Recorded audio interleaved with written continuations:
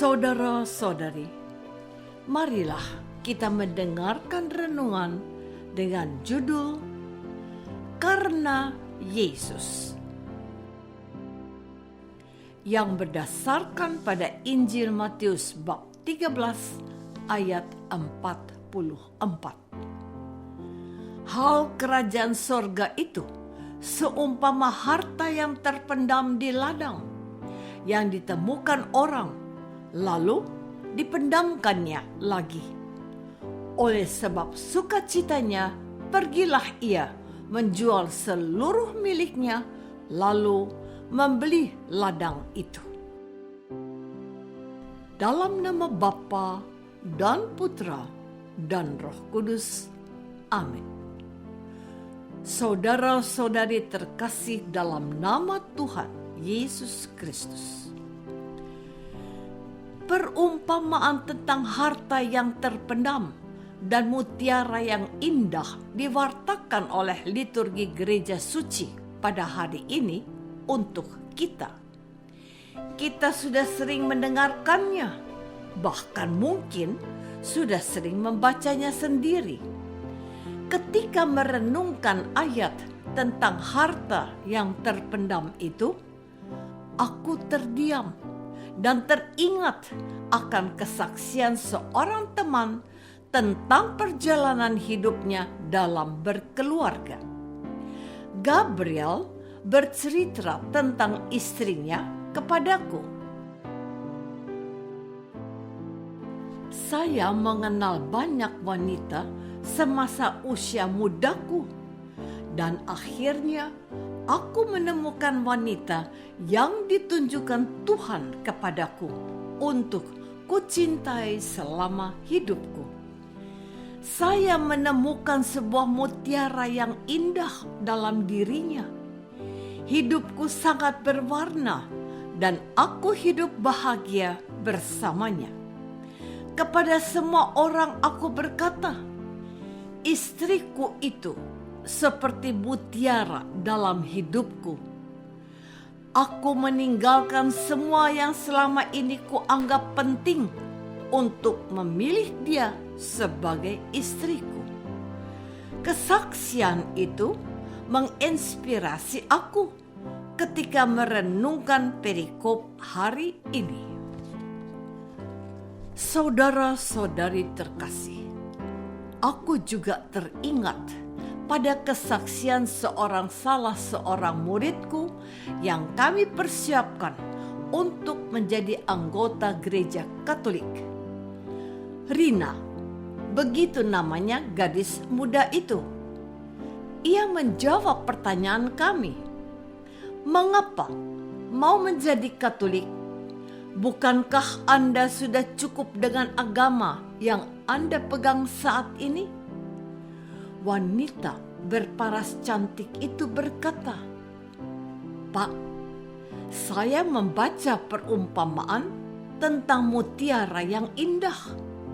Dan menurut saya, mutiara itu adalah Tuhan Yesus yang akhirnya saya pilih untuk mengenal Dia lebih baik dan percaya kepadanya saja. Sebuah kesaksian yang membawa aku kepada sebuah penafsiran Alkitabiah yang sangat personal dan menurut feeling imanku. Wanita muda itu benar mengikut Yesus, keputusanku. Lirik sebuah lagu rohani yang aku dengar dalam kebaktian karismatik Katolik itu dapat membawa aku kepada sikap untuk setia kepada Tuhan Yesus.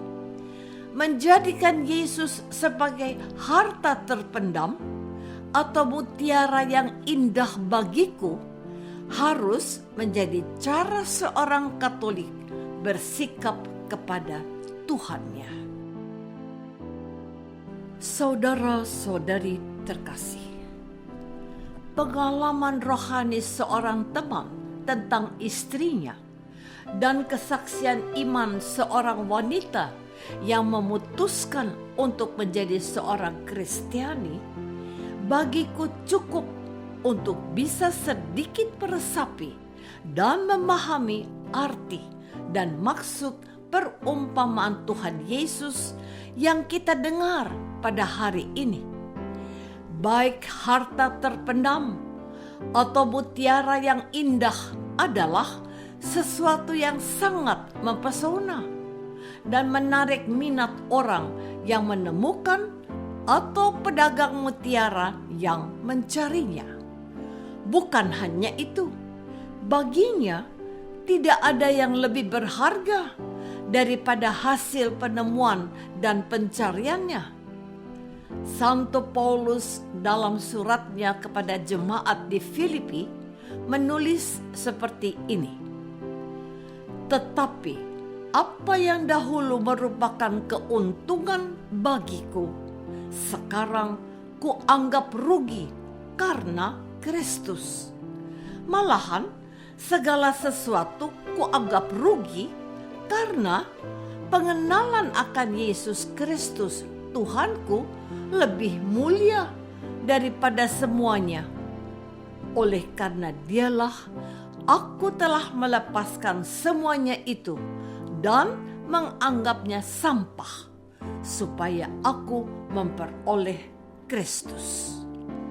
Filipi bab 3 ayat 7 dan 8. Kesaksian Santo Paulus yang usianya hampir 2000 tahunan ini merupakan catatan sejarah perjalanan iman seorang yang bertobat, dari seorang yang sangat membenci Yesus dan para pengikutnya menjadi seorang rasul yang terakhir yang siap mati untuk Yesus yang dibelanya dengan mencurahkan darahnya di Roma. Selanjutnya, dalam sejarah gereja kita menemukan banyak orang yang menjadi martir karena imannya akan Yesus Kristus. Soli Deo, hanya untuk Allah, hanya untuk Yesus. Seorang martir siap membela imannya. Saudara-saudari terkasih, kebanyakan dari kita adalah orang-orang yang telah menjadi Kristiani ketika dilahirkan dalam keluarga Kristiani. Sebenarnya hal itu merupakan sebuah keuntungan, sebab kita akan mendapatkan pendidikan Kristiani melalui contoh dan pendidikan yang diberikan kedua orang tua kita. Namun faktanya sering berbicara lain, apalagi di zaman sekarang ini. Orang tua sibuk mencari uang, anak-anak diasuh oleh babysitter yang belum tentu seiman dengan kita. Belum lagi capek dan lelah menjadi alasan tidak sempat mengurusi anak sendiri. Padahal mereka sudah berjanji akan membesarkan dan mendidik anak-anak itu dalam iman Kristiani sebagaimana yang mereka janjikan pada saat janji perkawinan. Kita sudah menemukan harta terpendam dan mutiara yang berharga itu, tetapi kita tidak siap berkorban untuk menjaga dan merawatnya dengan sungguh-sungguh. Iman Kristiani kita terkadang dinilai dari KTP kita, atau karena kita terlihat hadir di gereja. Tetapi apa yang sudah kita usahakan untuk meneruskan iman itu kepada anak-anak kita? Seorang yang sudah berjumpa dengan Yesus akan bekerja lebih keras untuk memelihara imannya dan meneruskannya juga kepada generasi berikutnya. Mengapa? kita melakukan itu? Karena Yesus. Yesus adalah segalanya, dan yang lain kuanggap sampah, kata Santo Paulus. Apakah Yesus sudah menjadi harta terpendam dan mutiara berharga dalam hidupku? Marilah kita berdoa. Bapa yang Maha Baik, kami mohon bantulah kami bangga akan pengenalan kami pada Yesus Putramu. Bantulah kami juga untuk memberikan kesaksian akan iman kami kepadanya. Sebab dialah Kristus, Tuhan dan pengantara kami. Amin. Semoga kita semua selalu dinaungi dan dibimbing oleh berkat Allah yang Maha Kuasa, Bapa dan Putra dan Roh Kudus. Amin.